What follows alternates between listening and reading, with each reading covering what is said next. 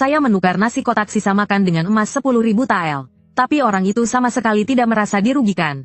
Bahkan bersujud menyembah saya. Bahkan menganggap saya sebagai dewa penyelamat mereka. Hanya karena hari itu saya tidak sengaja menjatuhkan sebotol Red Bull ke dalam kantong kulit sapi. Namun saat saya mencoba meraihnya kembali, saya terkejut karena kantong itu kosong. Apa aku kambuh lagi? Lalu saya masukkan sebotol cola ke dalam kantong itu. Ternyata juga lenyap secara ajaib. Astaga, ini aneh banget. Tepat saat saya tercengang, tiba-tiba sebuah benda seperti kemben merah terbang keluar dari kantong. Di atasnya ada seekor naga yang disulam dengan benang emas. Dia mencium baunya dan ternyata ada aroma harum samar. Selesai sudah, aku berhalusinasi. Tapi aku benar-benar tidak percaya ini. Aku mau lihat kamu bisa muat berapa banyak.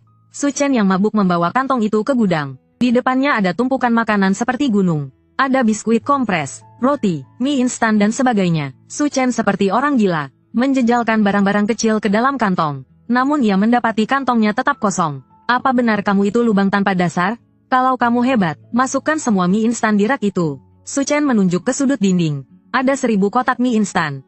Seret, di detik berikutnya, rak mie instan itu lenyap begitu saja. Aku tahu sekarang, ini pasti gara-gara minuman keras palsu. Aku berhalusinasi, tidur sebentar mungkin bisa membaik. Su Chen menutupi dahinya, lalu langsung tidur di lantai. Angin pasir menyapu reruntuhan yang hancur. Di sebuah ruangan dalam halaman besar, seorang wanita muda cantik, sedang menyeka pasir dari tubuhnya dengan handuk kering.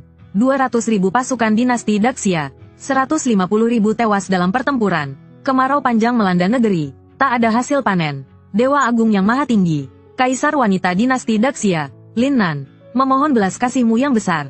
Tolong selamatkan para prajurit dan rakyat kota Yan. Aku, Lin Nan, bersedia mempersembahkan diri melayani sang dewa. Setelah Lin Nan menyapu pasir di tubuhnya, ia berlutut dengan penuh hikmat ke arah timur. Namun sesaat kemudian, ia tiba-tiba mendengar suara dari luar kamar. Setelah membuka pintu, ia melihat ruangan penuh dengan tumpukan kotak. Ia tertegun. Ini, apakah ini pemberian dari para dewa? Lalu dia memanggil 5 jenderal agung masuk ke dalam ruangan bersamanya. Semua orang terpana. Setelah aku berdoa kepada Dewa yang Maha Tinggi, tiba-tiba ruangan ini dipenuhi barang-barang seperti ini. Ucap sang permaisuri dengan jujur.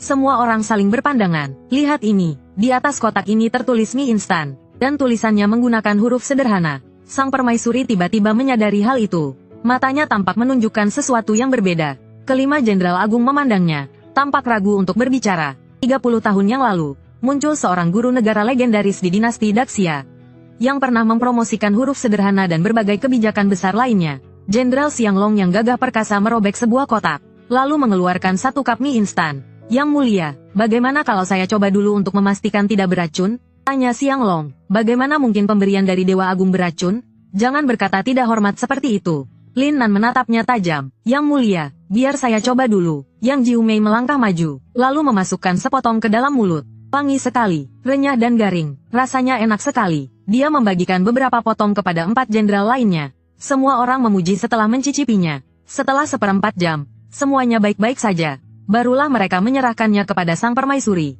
Apakah ini mie yang dimakan oleh Dewa Agung? Enak sekali, kalau diseduh dengan air panas, lalu ditaburi bumbu, pasti akan sangat harum. Total ada 12.000 cup mie instan. Bagi 50.000 pasukan, itu tetap terlalu sedikit. Meski dimakan hemat-hemat pun, hanya cukup untuk 2 hari. Setelah semua barang dipindahkan dan dihitung, dia membawa kantong kulit sapi itu masuk ke ruang dalam. Namun ia menyadari pakaian dalam yang disimpan di dalamnya telah hilang.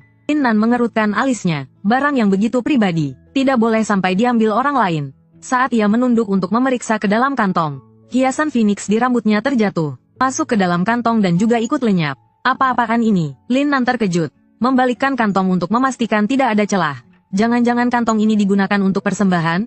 Setelah memasukkan barang persembahan ke dalam, Dewa Agung akan menerimanya dan memberikan hadiah sebagai balasan. Lin Nan tiba-tiba menyadari sesuatu. Tolong bantu aku menganalisis. Apakah benar begitu? Apakah karena Dewa Agung menerima pakaian dalamku sehingga memberikan hadiah ini? Jadi Dewa Agung menyukai pakaian dalam, ya? Yang mulia, mungkinkah karena awalnya Anda hanya memasukkan pakaian dalam, dan tidak ada barang lain? Dewa Agung tidak punya pilihan lain. Lu Mulan berkata pelan. Apa yang kamu katakan masuk akal. Itu salahku. Mendengar itu, Lin Nan mengambil 2 batang emas dan memasukkannya ke dalam kantong. Mata semua orang langsung membelalak. Batangan emas itu lenyap. Ternyata dewa benar-benar ada di dunia ini, dan menyukai emas. Semua orang sangat terkejut. Pandangan hidup kami benar-benar berubah. Itu diambil oleh Dewa Agung. Lin Nan tertegun sejenak, lalu penuh dengan rasa gembira. Sekarang harta tidak ada gunanya. Bahan makanan lebih berharga dari emas. Jika Dewa Agung menerima persembahan mereka, seharusnya akan mengirim lebih banyak makanan dan air, kan? Tapi setelah menunggu sebentar, tidak ada apapun yang muncul. Yang mulia, bagaimana kalau Anda menulis sepucuk surat, menjelaskan kesulitan kita sekarang dan barang yang kita butuhkan? Saran dari Yang Jiumei, karena Dewa Agung sudah menerima emas batangan kita, surat seharusnya juga bisa diterima, kan? Lalu Lin Nan meminta seseorang membawa kuas dan gulungan bambu. Setelah menulis selesai, dia memasukkannya ke dalam kantong. Benar saja, gulungan bambunya juga menghilang. Su Chen perlahan terbangun, mengusap keningnya, diam-diam mengumpat karena minuman keras palsu. Menatap langit-langit gudang, sambil mengingat kejadian aneh sebelumnya. Ia tak bisa menahan senyum pahit. Mungkin itu hanya halusinasi karena mabuk. Tapi saat ia menunduk, dia menyadari pakaian dalam itu masih tergantung di lehernya. Saat dia melihat lagi, di samping kantong muncul satu hiasan rambut phoenix, satu gulungan bambu, dan 2 batang emas. Su Chen langsung sadar sepenuhnya dan buru-buru berdiri. Ia mengusap wajahnya keras-keras dan mencubit pahanya. Rasa sakit memberitahunya, ini jelas bukan halusinasi ataupun mimpi. Apa ada yang sedang mengerjai aku? Tapi siapa yang iseng melakukan hal seperti ini? Su Chen membuka gulungan bambu itu. Matanya langsung berbinar, kepada Dewa Agung yang maha tinggi. Saya, Lin Nan, Kaisar Wanita dari negara Daxia. Negeri sedang dilanda kekeringan. Rakyat sampai harus memakan anak sendiri. Mohon kepada Dewa Agung untuk memberikan lebih banyak makanan dan air. Asalkan bisa melewati masa sulit ini, seluruh negeri Daxia pasti akan menyembah dan mempersembahkan kepadamu. Menarik juga, terlihat seperti sebuah dinasti kuno dari dunia paralel. Jangan-jangan ini bukan halusinasi karena mabuk, tapi benar-benar nyata. Su Chen mengambil hiasan rambut phoenix itu, dan melihat tulisan kecil dalam huruf tradisional di atasnya. Buatan tahun pertama era Feng Guan. Di bawah batang emas, ada tulisan tradisional. Perbendaharaan Kekaisaran Dinasti Suci. Tulisan resmi dari Dinasti Daxia. Lalu dia segera menghubungi saluran live stream, Sui Sui Appraisal, untuk meminta penilaian. Batangan emas ini sendiri beratnya 300 gram. Dengan harga emas saat ini, batangan ini bernilai lebih dari 200.000 yuan. Tapi nilai terbesar dari batangan emas ini adalah 8 huruf yang terukir di atasnya. Nilai sejarahnya jauh lebih tinggi dari nilai materialnya sendiri. Pernah ada catatan dalam sejarah tidak resmi, Lin Qizhen melarikan diri saat dalam bahaya, dan menyerahkan tahta kepada keponakannya, Lin Nan, sebagai kaisar wanita. Namun hanya 2 bulan kemudian, kerajaan runtuh. Sang kaisar wanita mengakhiri hidupnya di dalam istana. Saat itu usianya baru 18 tahun. Sang pembawa acara mengenakan kacamata, melihat tulisan di atas batangan emas dengan sangat bersemangat. Langsung berteriak, cepat buka pintu. Su Chen mendengarnya dan sangat terkejut. Ternyata kaisar wanita Lin Nan benar-benar pernah ada. Semuanya benar-benar nyata. Ini mungkin barang pertama dari negara Daxia yang muncul di dunia modern. Saya bersedia membayar 10 juta, ucap pria tua itu. Su Chen teringat akan situasi sulit yang sedang dihadapi Lin Nan.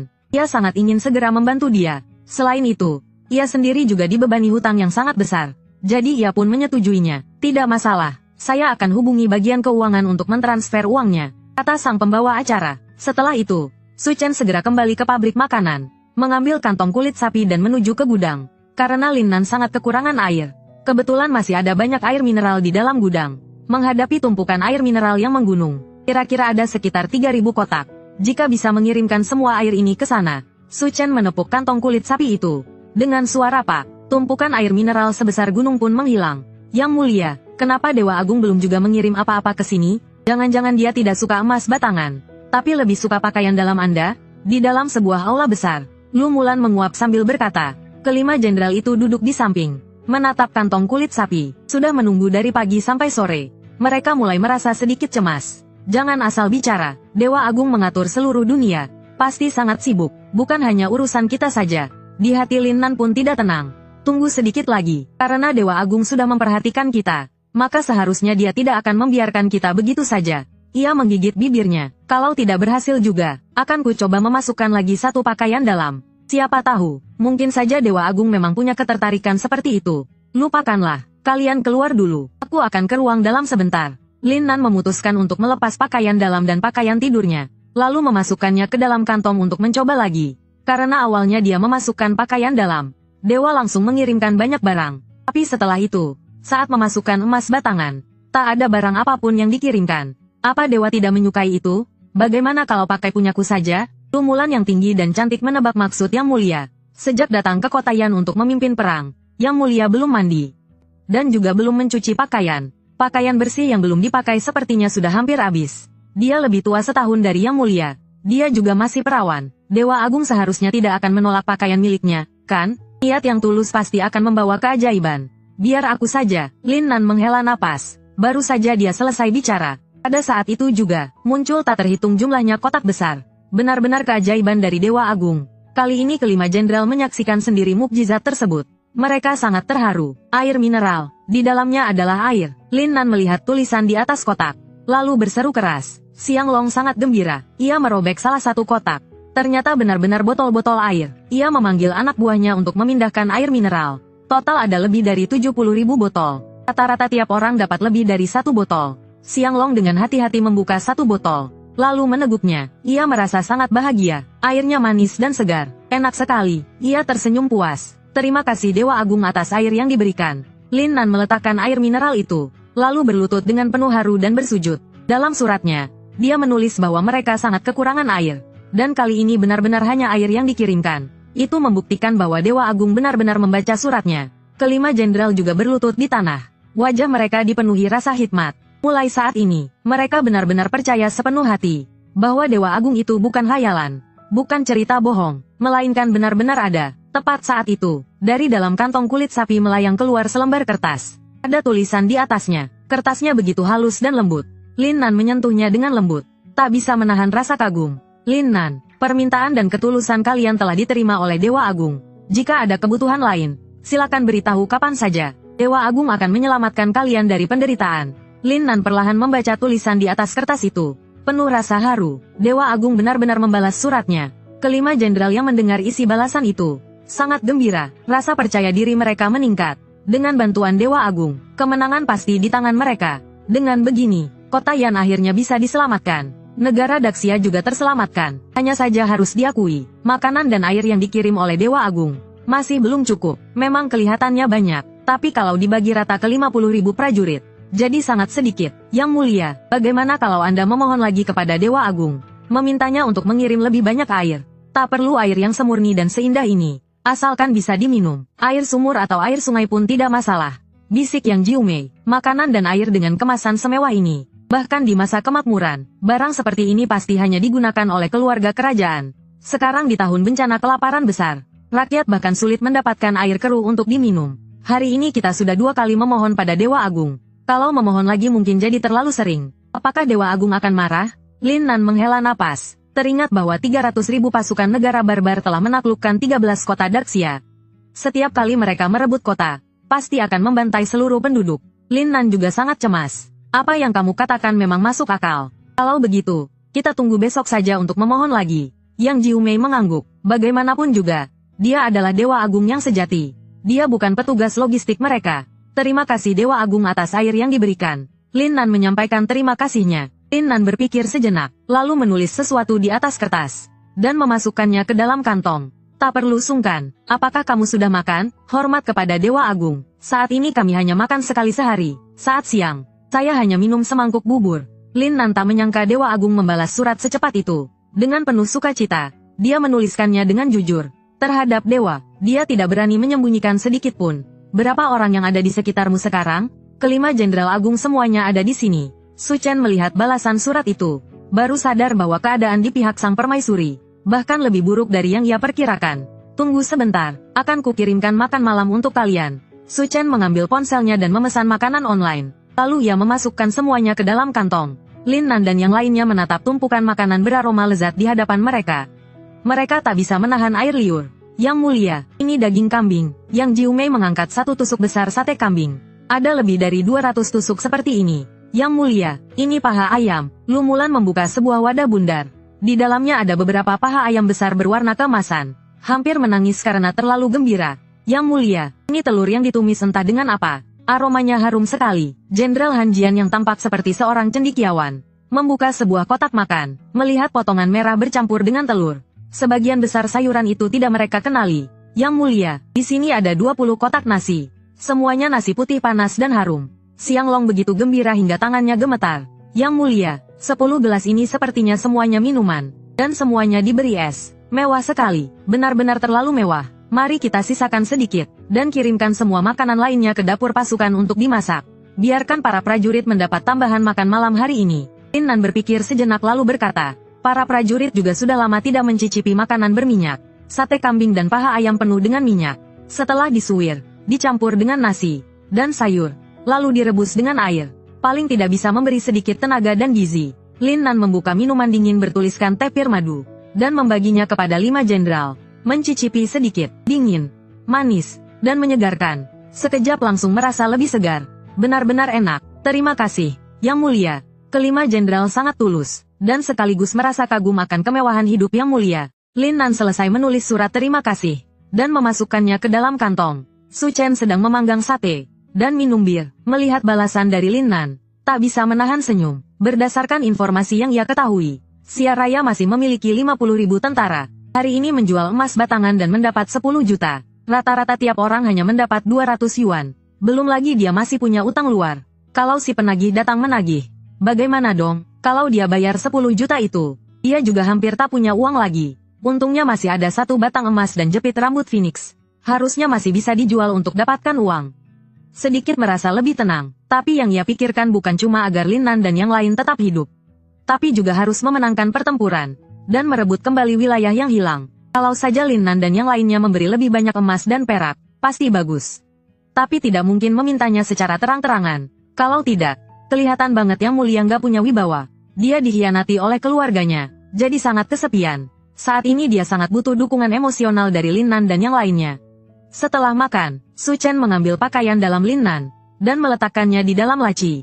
Bagaimanapun itu adalah pakaian pribadi sang ratu. Kalau kedepannya benar-benar tidak ada pilihan, mungkin harus dijual juga. Keesokan paginya, Su Chen baru saja bangun dan mencuci muka, lalu mendengar suara orang mengetuk keras pintu dari luar. Sekelompok orang ada di luar. Semua orang kelihatan sangat marah. Ada apa? Su Chen bertanya sambil berjalan. Kamu Su Chen, kan? Kami adalah pemasok pabrik makanan keluargamu. Wang Yugui menyuruh kami menagih pembayaran darimu. Cepat buka pintunya. Su Chen mengernyitkan alis. Apa yang dikhawatirkan justru terjadi. Su Chen, saat ibumu masih ada, pembayaran selalu tepat waktu. Kerja sama kita sangat menyenangkan waktu itu. Semuanya rusak gara-gara pamanmu Wang Yugui. Tapi kamu adalah badan hukum perusahaan. Kami hanya bisa menagih darimu. Ini adalah daftar pengiriman dan rincian utang dari keluarga kami. Masih ada utang tepung 200 karung. Pria botak melihat Su Chen yang tampak lusuh, juga merasa agak iba. Bagaimanapun anak ini baru saja lulus kuliah, dan langsung dijebak parah oleh pamannya. 20 lebih perusahaan diambil alih. Hanya tersisa pabrik makanan yang penuh utang ini. Memang nasibnya menyedihkan, tapi mereka juga tak punya pilihan. Para pekerja mereka juga butuh makan. Masih berutang 1 juta ke keluargaku. Keluargaku 600.000. Semua orang berbicara bersamaan. Su Chen memandang mereka dengan tenang, tanpa sedikit pun keluhan. Berutang harus dibayar. Itu sudah hukum alam. Su Chen, bukan maksudku menakutimu. Kalau kamu masih belum bayar, aku akan kirim orang untuk ambil barang sebagai ganti. Seorang pria kurus seperti monyet membanting meja dengan keras. Kalau aku tidak salah, namamu Zhen Huai, kan? Dulu karena ibuku melihatmu satu kampung, beliau memberimu usaha pengemasan hingga perusahaanmu bisa bertahan. Su Chen menatapnya dingin. Kamu, apa yang kamu katakan memang benar. Tapi aku juga memberi harga paling murah untuk keluargamu. Jadi aku juga nggak berutang budi pada kalian. Bayar utangmu, 1.500.000. Zhen Huai berteriak. Kenapa ribut begitu? Kita semua ini juga pemilik usaha. Sedikit jaga harga diri. Nggak bisa? Saat itu tiba-tiba beberapa orang masuk. Yang bicara adalah pria parubaya berpakaian jas. Di belakangnya ada seorang nyonya kaya. Di sampingnya, seorang gadis mengenakan gaun panjang berwarna biru muda. Muda dan cantik. 2 orang di belakang adalah bodyguard tinggi besar. Tangan disilangkan di belakang. Tampak sangat dingin. Paman Qin, kenapa Anda datang? Su Chen berdiri. Agak terkejut. Aku datang untuk melihat. Apakah kamu butuh bantuan? Qin Yuan tersenyum lalu duduk. Hati Su Chen terasa hangat. Ternyata di dunia ini masih ada kehangatan. Membuat hatinya yang dingin jadi sedikit hangat. Ku dengar Putri Boskin sudah lama bertunangan dengan Su Chen. Sepertinya memang benar. Dengan Boskin di sini, kita nggak perlu khawatir soal uang lagi. Zhen Zun berkata sambil tersenyum ramah. Qin Yuan adalah pengusaha besar. Bukan orang kecil seperti mereka yang bisa dibandingkan. Nyonya kaya itu mengernyit. Tampak sangat tidak senang. Xiao Su, masalahmu baru kemarin ku dengar. Pamanmu benar-benar tidak bisa diandalkan. Qin Yuan menghela napas. Bagaimanapun juga, nyawa Ruyan diselamatkan oleh orang tuamu. Aku tidak akan lepas tangan padamu. Utang 10 juta dari pabrik makanan itu. akan aku lunasi untukmu. Bagaimana menurutmu? Qin Yuan berkata dengan perlahan. Su Chen sedikit mengernyit setelah mendengarnya. Ada maksud tersembunyi dalam ucapan Qin Yuan. Paman Qin, uang ini pasti tidak diberikan secara cuma-cuma, kan? Apa yang Anda ingin saya lakukan? Xiao Su, masalah perasaan itu sulit dijelaskan. Sekarang Yan Yan sudah menyukai orang lain. Pertunangan antara dua keluarga kita ini, bisakah dibatalkan saja? Su Chen menyeringai dingin, hatinya yang baru saja terasa hangat, seketika kembali membeku. 3 tahun lalu, justru Qin Yuan yang bersikeras ingin menikahkan putrinya Qin Ruyan dengannya. Barulah setelah itu kedua keluarga bertunangan. Bulan kedua setelah pertunangan, mereka sekeluarga membawa Qin Ruyan bermain ke pantai. Saat dia pergi membeli sesuatu, Qin Ruyan terseret ombak. Ayah dan ibunya melompat ke laut dan sekuat tenaga mendorong Qin Ruyan ke darat. Tapi mereka sendiri terseret ombak ke laut dalam dan menghilang tanpa jejak. Akhirnya tim penyelamat hanya menemukan sang ayah dengan kantong kulit yang masih dibawanya. Bisa dibilang kematian ayah dan ibunya adalah karena Qin Ruyan. Apapun alasannya hanyalah dalih. Hanya karena dia yang dulunya anak orang kaya, kini jadi orang yang terlilit utang. Justru Lin Nan dan para ratu itulah yang tulus dan sederhana. Diberi makanan dan minuman saja, sudah sangat berterima kasih. Pertunangan boleh dibatalkan, tapi utangmu tidak perlu kau yang bayar. Nyawa ayah dan ibuku, tidak semurah itu. Ayah dan ibuku mengorbankan nyawa demi menyelamatkan Qin Ruyan. Karena dalam diri mereka ada cahaya kebaikan kemanusiaan. Qin Yuan ingin melunasi budi itu dengan 10 juta. Dalam pandangannya, itu adalah penghinaan terhadap pengorbanan orang tuanya. Su Chen, jangan tidak tahu diri. Ibu Qin Ruyan tampak marah. Masih merasa dirinya menantu dari keluarga Su yang kaya. Kami bersedia membayar utangmu. Itu sudah sangat murah hati. Tapi soal pernikahanmu dengan Ruyan, tidak bisa dianggap sah lagi. Itu bukan urusan kalian, jawab Su Chen dengan suara dingin.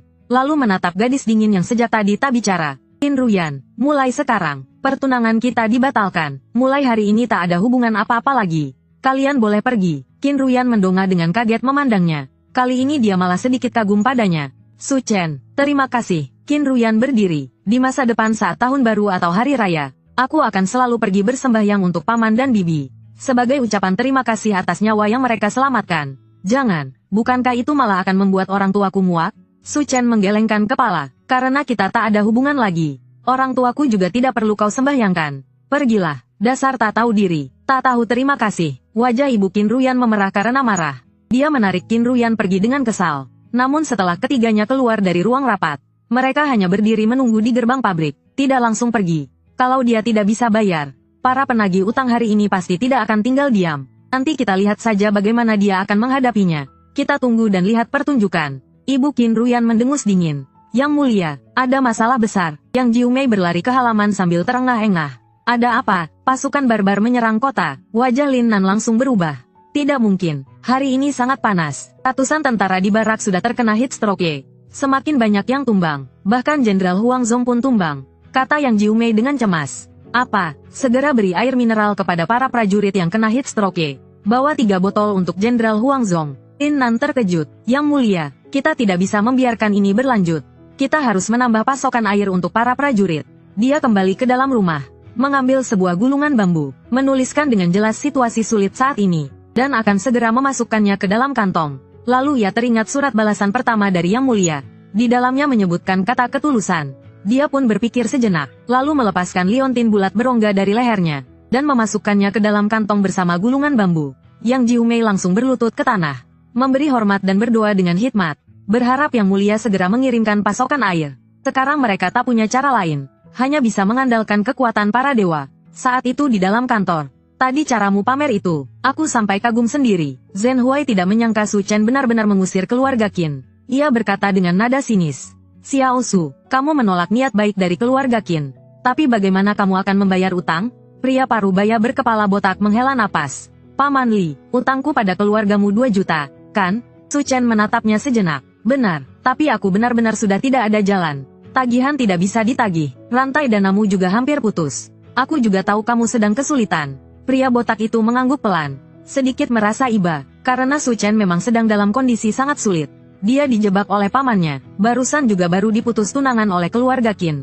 Pukulan beruntun itu benar-benar berat. Dia takut anak itu bisa hancur mental. Aku mengerti, kirimkan nomor rekening perusahaanmu padaku. Aku akan langsung transfer sekarang. Su Chen membuka aplikasi bank di ponselnya, lalu mentransfer 2 juta, sudah masuk. Xiao Su, kalau ke depan kamu kesulitan, hubungi aku saja. Soal makan dan minum, pasti bisa kuurus. Para penagih utang lainnya tampak terkejut saat melihatnya. Tak menyangka anak ini ternyata punya uang. Pantas saja dulu dia anak orang kaya. Tabungannya pasti lumayan ya. Zhen Huai tersenyum. Sekarang giliranku. Bayar utangmu. Minggir dulu sana. Su Chen benar-benar kesal padanya. Selanjutnya, Zhen Huai mendengus kesal. Setelah melihat Su Chen membayar semua utang pada penagih lain, barulah dia mendekat. Su Chen kembali memeriksa daftar utang dengan cermat. Lalu mentransfer 1.500.000 padanya. Xiao Su, bukan karena aku tak punya perasaan. Aku juga punya alasan tersendiri. Zhen Huai melihat Su Chen membayar utang begitu cepat. Langsung berubah jadi ramah. Siapa tahu anak ini suatu hari bisa bangkit lagi. Tak bisa sampai dimusuhi sepenuhnya. Sudah cukup, cepat pergi. Su Chen malas melihatnya. Ia melambaikan tangan. Qin Yuan melihat mereka keluar. Lalu maju bertanya. Begitu tahu Su Chen sudah melunasi semua utang, dia tertegun. Apa itu warisan dari orang tuanya sebelum mereka meninggal? Tapi rasanya tidak masuk akal. Dari mana Su Chen bisa dapat uang sebanyak itu? Sudahlah, kita pergi saja. Lagi pula tidak ada hubungannya dengan kita lagi. Ibu Qin Ruyan merasa kecewa. Karena tidak melihat Su Chen dalam keadaan terpuruk. Lalu menarik putrinya naik mobil. Su Chen kembali ke dalam kantor.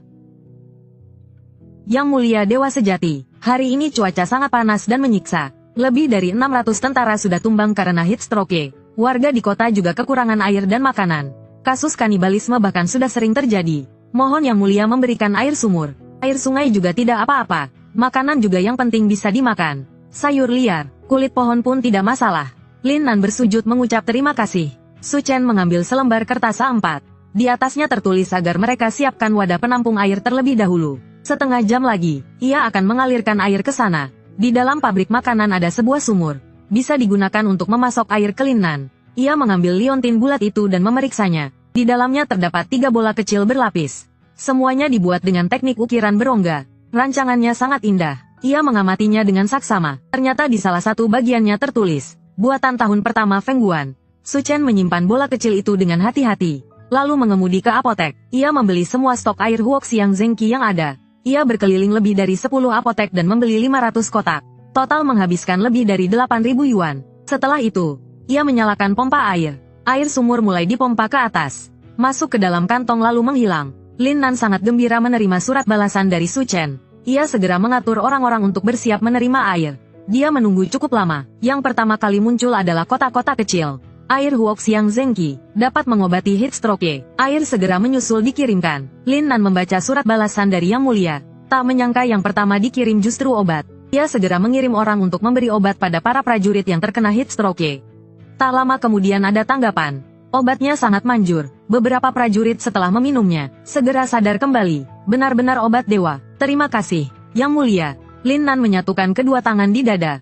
Wajahnya penuh dengan rasa hikmat. Tepat pada saat itu, aliran air deras tiba-tiba muncul dari dalam kantong. Mengalir tiada henti. Segera tampung airnya. Cepat, airnya datang. Lin Nan sangat gembira. Ini air sumur. Dingin dan segar. Sangat enak diminum. Yang Jiumei menadahkan tangan dan meneguk seteguk. Senyum bahagia muncul di wajahnya. Segera beritahu warga kota. Setiap orang bisa ambil satu kantong air. Yang Mulia penuh belas kasih. Akhirnya menyelamatkan kita. Beberapa warga segera bersujud. Harapan kembali menyala. Betapa bodohnya manusia. Kalau memang benar ada Yang Mulia Dewa, kenapa tidak langsung turunkan hujan saja? Atau buatkan kita cukup makanan sekalian? Seorang pria berjanggut kambing mengangkat kantung air dan minum sepuasnya. Wajahnya penuh rasa meremehkan. Qin Bu, tutup mulutmu. Kalau bukan karena Yang Mulia, apa kau bisa minum air ini? Kalau kau terus menghina Yang Mulia, awas saja kalau kami tak berlaku sopan padamu. Warga di sekitarnya sangat marah setelah mendengar itu. Kalian ini,